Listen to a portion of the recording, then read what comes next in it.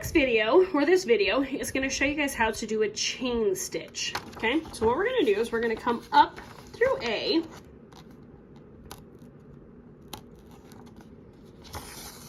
And then, right where I came out of there, I'm actually going to go right back down through that same hole and go down through B. Now, I'm not going to pull this all the way through. I'm going to leave myself a loop. So let's see if I can do this so you guys can see it. So we're going to take it, we're going to pull it. I'm going to make sure my loop's not all twisted. So sometimes I like to just keep my finger there so it doesn't get all twisted like. And I just know that that's where that's going to go. Okay, so I'm going to leave my loop.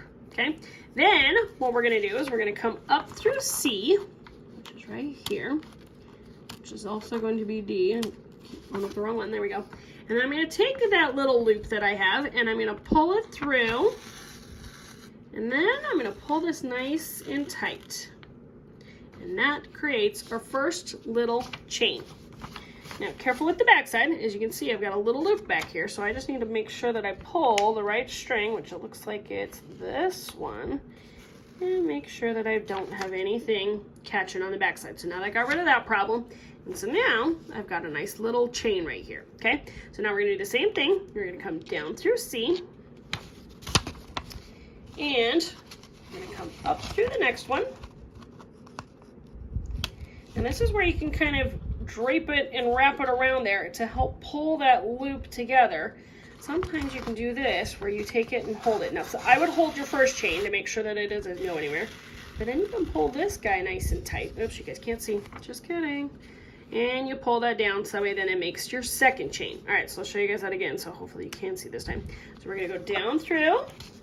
I'm not gonna make that loop all the way. I'm just gonna come up through the next hole. Oops, way off. There we go. Up through the next hole. And I'm gonna take my thread here, and I'm just gonna drape it over the top of it. And then when I pull this, and as I'm pulling, we're gonna take it and make that next chain so it hooks into it. Okay, so there's that chain again. So now we're gonna go back down through that same hole again. Same hole. Come up to the next one. So I can grab it. There. No, too far. There we go. Up to the next one. Take my thread, drape it over the top of it so I know for sure it's gonna make a loop as I go through here. And then you pull very slowly. I always kind of hold the first chain so it doesn't come apart. And then pull down and make it so now they're all chained into each other. And on the back side, it just looks like a straight line. And so now we're going to do that again. We're going to go down through. This is number 5. Go up through the next one. So go to my die here. You can kind of see where my needle is because I can kind of see it through the paper. Then we're going to take my loop here. We're going to make sure it's not all twisted. I'm going to wrap it over the top of it.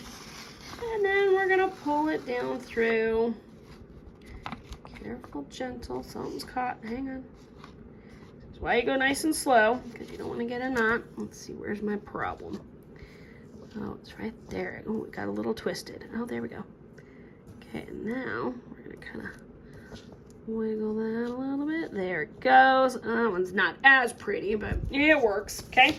And then we're going to do the same thing again. Go back down through that same hole again. Up through the next one. Sorry, I'm off camera again. There we go. Up. Oops. Keep going through. Now that'll work. Go up through the next one and drape that over. And then pull down nice and gentle. Easy does it. And voila. So now I got 1, 2, 3, 4, 5, and 6. Now they're all chained together. Now, how do you end this one? It's a little bit different. So instead of going back down through that same hole, you're just going to go on the opposite side of your loop. Just make a new hole on the opposite side. So that way then you can just anchor that one down. And so now that we've anchored it, now you can flip it over to the back side and you can tie your knot. Ooh, look, see, I missed a little bubble right there. So this is why you gotta kind of watch both sides of this. It tends to like to have a little piece that sticks out. That's where we had that problem with that other one. I mean, I could pull this one, but see, then it's just gonna make that one loopy. So we'll just keep this one nice and easy. This one, we'll just leave it as is. So if you get a couple little loops, not a problem.